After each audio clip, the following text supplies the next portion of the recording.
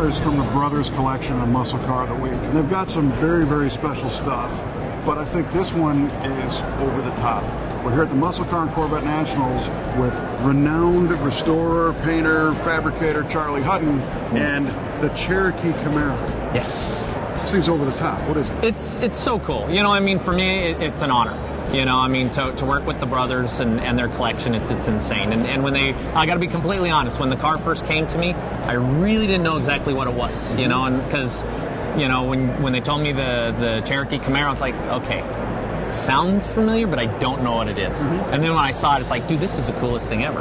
and what it is basically the car was pulled off the assembly line in '67, and it was given to Bill Mitchell, who is the head GM designer of Mr. Corvette. And, you know, the first year of the Camaro. So, of course, GM wanted to promote the Camaro and have their show cars that would go around and just to pump the Camaro. And so with Bill Mitchell being such a Corvette guy, he did a lot of the Corvette influences. So it's got Corvette style split front rear bumpers. It's got a Corvette inspired hood with a clear hood scoop, which is cool because then it shows off the factory installed moon intake with the Weber carbs. And then as you go down the car, at the back, you'll notice that they cut like the back 8 inches of the quarters off, and they built these fiberglass quarter extensions with a real low profile spoiler. And then they put a fiberglass deck lid skin with that same spoiler on it. Well, when you look at that side profile, 68, 69 Corvette all the way through, you know, and the fun part is trying to get the information of the car. You know, we contacted the GM archives, and they sent us a ton of pictures. And one of the cool pictures that we got is this car sitting on the platform, on their steel platform, with a lot of the clay work for the hood and the quarter extensions, and then a bunch of pictures in the background wall. Well, one of the pictures in the background wall is the profile that would become the 68, 69 Corvette. So it's just so cool to have a piece of history, and during the restoration part, just keeping all that in mind and trying to retain as much of the originality of the car as possible.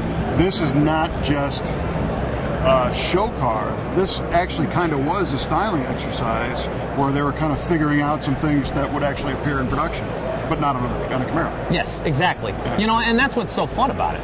You know, because you think about, I mean, some of the ideas that you know was in his head for the new Corvette that was going to come out. Yeah. He was like teasing the public on the Camaro with it. Wow. Yeah, so. Okay, so now your involvement with the car. Yes.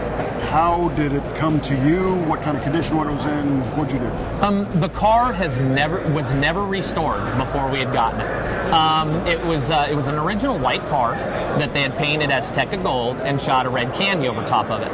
And back then it was all lacquers. And when you do a candy paint job, you put a ton of material on. So this thing had lacquer check everywhere. I mean, clear to the rocker. So the paint looked horrible.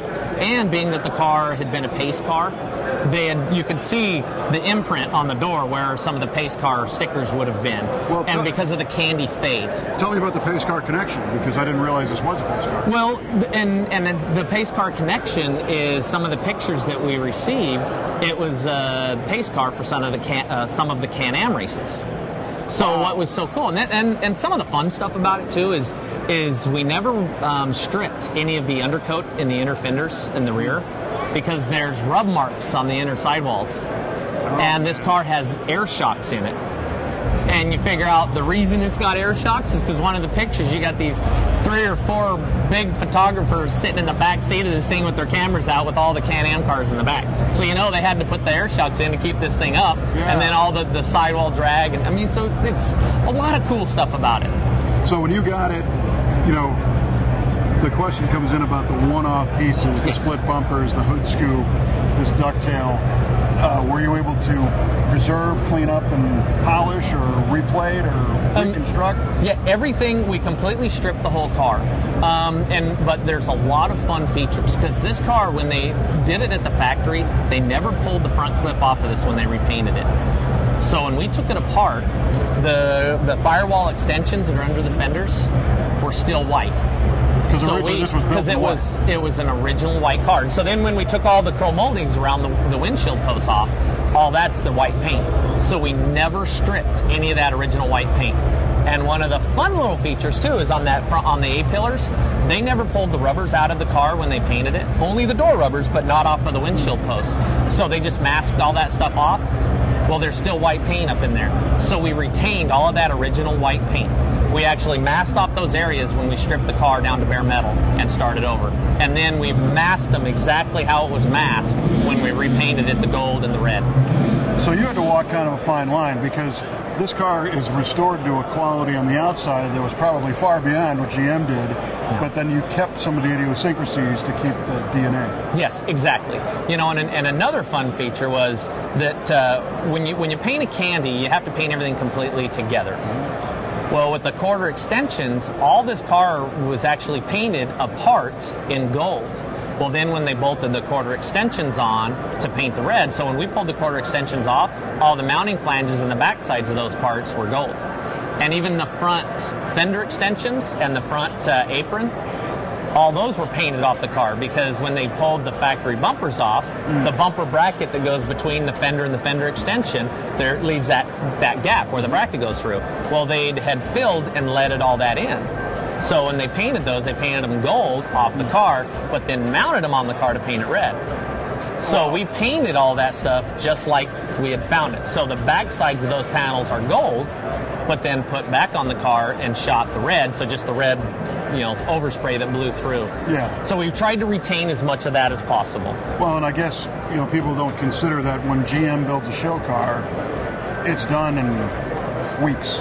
Yep. They plow through these things because they got to get them out to the show. Yep. So what a lot of car builders might consider to be maybe sloppy or oversized, GM didn't care. They wanted to get this thing out there in front of the public as soon as possible. Yep, exactly, exactly. So take me through the driveline. I see it's got the 396 on it. Yes. You know, and all the factory stuff, you know, we just basically, we didn't have to tear into the motor because everything ran good. We just did all the refinish work.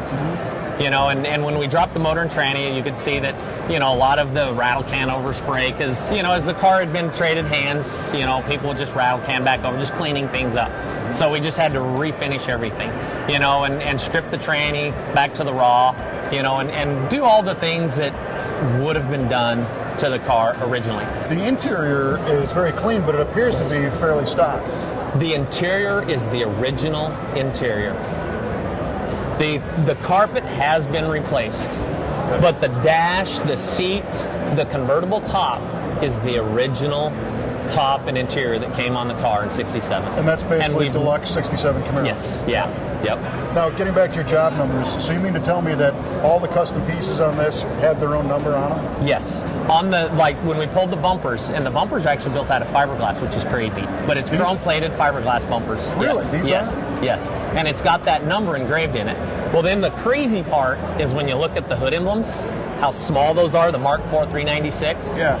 Those have that same part number engraved on the back side of each one of those emblems. Really? Yeah. So it's really cool.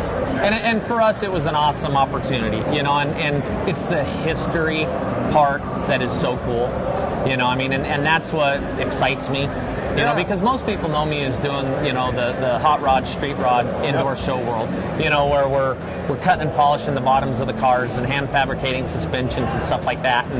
And to be able to work on a piece of history that has the history that this car has is cool.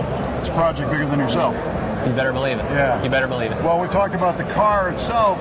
Let's talk about your work. I mean, the finish is beautiful on this car. The fit is phenomenal. Well, thank you. Thank you. It's an awesome, awesome job. Well, and you told me that these are hand-painted stripes? Yes, hand-painted pinstripes. From the factory, the car was hand-striped. So before we stripped it, you know, we documented everything. We took measurements, and we actually traced out where all the stripes went.